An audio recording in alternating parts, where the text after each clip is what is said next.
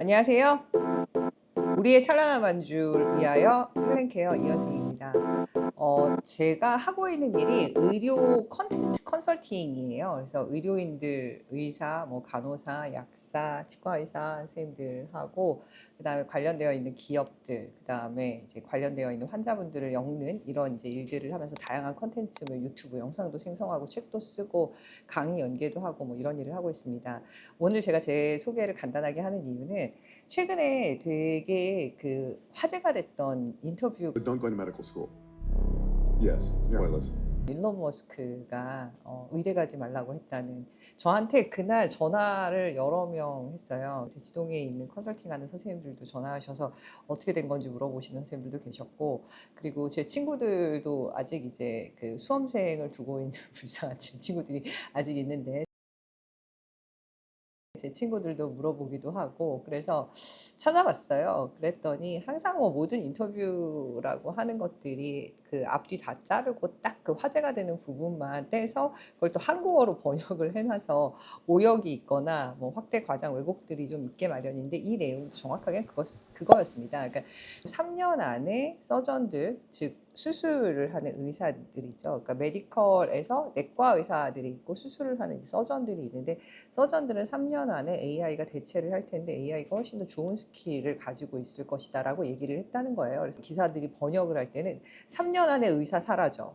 일론 머스크가 말해 의대 가지 마라 이렇게 마누라더니 그게 아니고요. 외과 의사들이 3년 안에 AI에 의해 대체가 되고 AI 기능이 더 좋아질 것이다. 그 이야기는 완전히 맞는 얘기입니다. 근데 여러분 이렇게 생각하시면 돼요. 여기서 넘어가기 전에 이거 하나 짚고 넘어가 볼게요. 서울대 대학원에 AI 대학원이 있어요. 근데 그 AI 대학원에 여러 개 랩이 있죠. 그 중에 지금 가장 인기가 없는 랩이 그 의사 랩이에요. 의사 선생님이 하고 있는 랩이 있거든요. 그 이제 들어가셔서 찾아보시면 그 랩 중에 의사 랩이 있어요. 그 의사 선생님이 좋다 나쁘다 그분 되게 훌륭하신 분이시거든요. 근데 그 랩이 제일 인기가 없어요.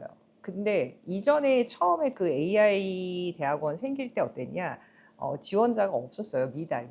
그래서 미국이나 뭐 이렇게 유학을 갔다 와가지고 한국 안에서 요즘 취업을 할 때 유학을 다녀왔다는 이유로 되게 역차별 당하는 경우들이 있거든요. 그래서 그 즈음에 AI가 미국에서는 이미 막 뜨고 있을 때였으니까 그때 유학 갔다 와서 취업이 안 되던 친구들이 그 대학원을 들어갔다가 지금 그 초기에 대학원 졸업한 친구들이 취업을 무지 잘했죠. 근데 여튼 그분들은 이제 시류를 잘 타신 분들인데 지금은 경쟁이 되게 치열해요. 그 AI 대학원이 인기 있는 랩에 가려면 현업 경험은 물론이고 현업에서도 되게 잘했어야 되고 그리고 경쟁률이 6대1, 8대1 막 이렇게 되는 요즘에 뭐 대학원 웬만해 가지고는 다 미달인 것에 비하면 상당히 이례적인 상황이죠. 이 얘기를 왜 드리냐? 지금 딱 이 상황만 놓고 야 AI 대학원에서 의대 랩은 미달이래가 아니에요. 이 상황에서는 최근에 AI 대학원이 되게 경쟁률이 높아지고 들어가기가 어렵대라고 정리하는 게 맞습니다. 이 말씀은 뭐냐? 지금 현재 인공지능이라고 하는 것이 우리들의 삶에 들어오고 있고 당연히 의료라고 하는 시스템 안에도 들어가고 있는 거예요. 그러다 보니까 지금 어차피 의료는 그 원래 있는 거잖아요. 그냥 떡하니 명확하게 그 자리를 지키고 있는 시스템이잖아요. 그 시스템 안에 새로운 기술들이 들어가려다 보니까 이 기술과 관련된 것들은 알려지지 않은 것들이 많으니까 새롭게 배워야 되고 배운 것이 기존 시스템에 어떻게 들어가야 되는지에 대해서 기술적인 부분들도 있지만 제도적인 부분, 즉 법적인 부분들이 있잖아요. 윤리적인 부분들도 있고 그런 부분들이 지금 논의가 돼야 되는 상황이다 보니까 일시적으로 AI, 의사 사라져, 의사가 없어질 것 같아, 의사보다 AI가 더 잘하는데 이런 말들이 나올 뿐이지 AI가 생겼으니까 의대 가지 마라가 아닙니다. 간략하게 제가 예를 하나 들어볼게요. 제가 설해마을 산다고 여러 번 말씀드렸는데 그 근방에 아파트 단지들이 되게 큰 게 많은데 단지 안에 있는 상가에 소아과가 있어요. 그 소아과에 가면 연로하신 원장님이 그 진료를 하시는데 청진기로 이제 배를 다 이렇게 소리를 들으시고 입 벌리는 것도 점자 같은 걸로 쫙 이렇게 하시고 그 다음에 수기로 진료 기록지를 다 쓰세요. 어떻게 생각하세요? 제가 이 얘기를 왜 드리느냐. 제가 75년생인데 저 어렸을 때는 원장님들 다 그렇게 하셨잖아요. 그래서 그냥 병원 가면은 배 까고 청진기. 근데 지금은 선생님들이 청진기 쓰는 경우도 있지만 안 쓰는 경우도 있고 청진기로 내부까지 다 보던 거 요즘에는 초음파로 보고 그리고 이 진료 기록지 다 전자차트 쓰시잖아요. 손으로 안 쓰잖아요. 요즘에 이제 의료 현장에서 많이 쓰는 전문 용어 중에 뭐 디스킬 뭐 이런 얘기들을 쓰거든요. 의사들이 가지고 있는 기술이 사라지고 그 기술을 AI가 가져간다.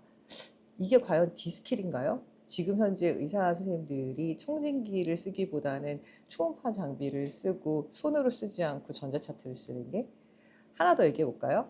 요즘에 라식 많이 하잖아요. 겉에 있는 각막을 약간 포듯이 떴다가 다시 붙이고 이런 수술이잖아요. 사람이 한다고 한번 생각해 보세요. 끔찍하지 않나요? 그 조그만 그 눈을 수정체를 칼로 막 포를 떠가지고 아무리 정교하다고 해도 되겠나요? 이게 의사들이 손으로 할 수 없는 수술이라고 해서 디스크리 됐다고 생각하시나요? 아니죠. 이 얘기를 드리는 이유는 그냥 이렇게 생각하시면 돼요. 의대를 가지 마라, 의사가 사라진다가 아니고요. 의사들이 하고 있었던 일들 중에 더 잘하게 만드는 부분. 예를 들면 눈 수술 같은 건 되게 정교해야 되잖아요. 요즘 심장 스텐트 수술 로보팔로 하잖아요. 이런 정교해져야 되는 부분들을 기계가 더 잘한다면 기계가 대체를 하는 것이고요. 전자차트와 같은 영역들, 선생님들이 해야 되는 좀 피로도가 높고 굳이 사람이 거기에 시간을 쓰지 않아도 되는 반복적인 업무들을 기계가 대체한다. 이렇게 생각하시면 됩니다. 결국 그 얘기는 뭐냐? 의대라고 하는 곳은 여전히 사람을 고치는 곳이고 의사 선생님들이 존재하는 이유는 환자를 이롭게 하기 위함입니다. 그래서 환자들에게 도움이 되게 하는 데 있어서 대체할 수 있는 것들, 피로도를 낮춰줄 수 있는 것들을 기계가 대체한다면, 그 어떤 것이 대체한다면 대체해 줄 수 있는 게 맞는 거죠. 그런 것들을 용어로 그렇게 기술을 대체하는 하나의 덩어리를 에이전트라고 하거든요.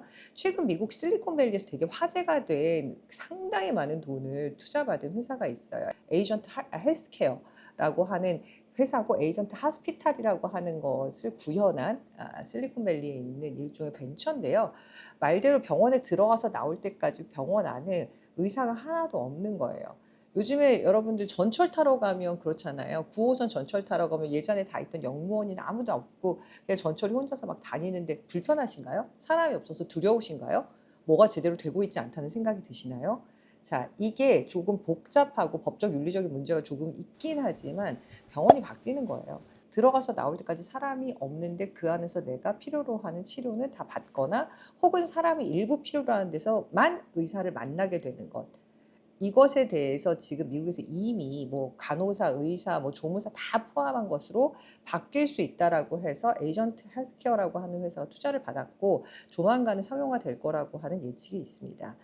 우리나라는 아직까지 이런 기술적인 부분에 있어서 투자를 받지는 않았어요. 왜냐하면 우리나라는 미국과는 달리 공보험이기 때문에 전 세계에서 가장 싼 의료비로 가장 우수한 이 의료 인력을 문 밖에 걸어 나가면 바로 만날 수 있는 나라가 우리나라잖아요.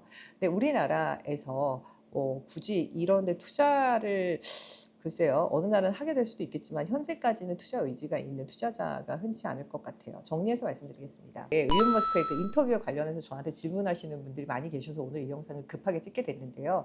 내 아이 돌아보세요. 내 아이 돌아보셔서 우리 아이가 예전에는 의대 가는데 기준이 뭐였어요? 공부 잘한다. 집중력이 좋다. 뭐 이러면은 의대에 보냈잖아요.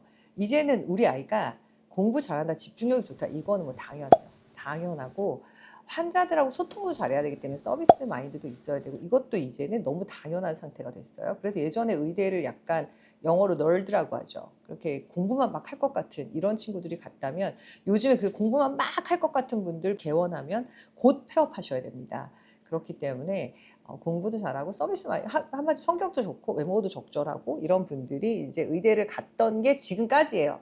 이제 하나 더 우리 아이가 공부도 열심히 해, 잘해, 성격도 좋아. 그런데 뭔가 다양한 방면에 관심이 많아. 그 얘기는 뭐냐? AI를 기반으로 해서 많은 것들이 의료 시스템 안에 들어올 거예요.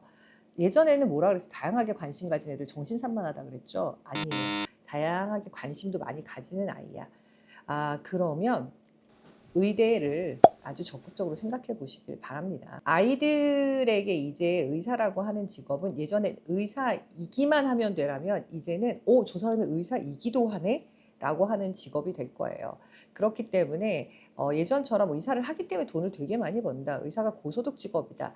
이건 절대 개런티 할 수 없어요. 다양한 부분들이 대체될 거기 때문에. 그러나 의사는 환자를 이롭게 하는 매우 좋은 직업이고, 그리고 그 환자를 이롭게 하는 그 매우 좋은 직업에 도움을 주기 위해서 다양한 기술들이 지금 진입되고 있는 상황인 거고, 그 상황에서 환자들은 청진기 쓰지 않고 초음파를 써서 환자들이 훨씬 편해진 것처럼 인공지능이 들어와서 우리 의료 현장은 환자에게 훨씬 이로운 상황이 될 것입니다. 이런 모든 것들을 고려해 볼 때 딱 하나로 정리해 드릴게요. 내 아이 똑똑한데 성격도 좋아. 그런데 다양하게 호기심이 있어. 의대 보내시면 돼요. 일론 머스크가 가지 말랬어. 아니에요. 보내시면 됩니다. 네, 지금까지 우리의 찬란한 완주를 위하여 헬렌케어 이현승이었습니다. 오늘 제 영상이 여러분들 아이들의 진로를 결정하는 데 조금이나마 도움이 됐으면 좋겠습니다. 감사합니다.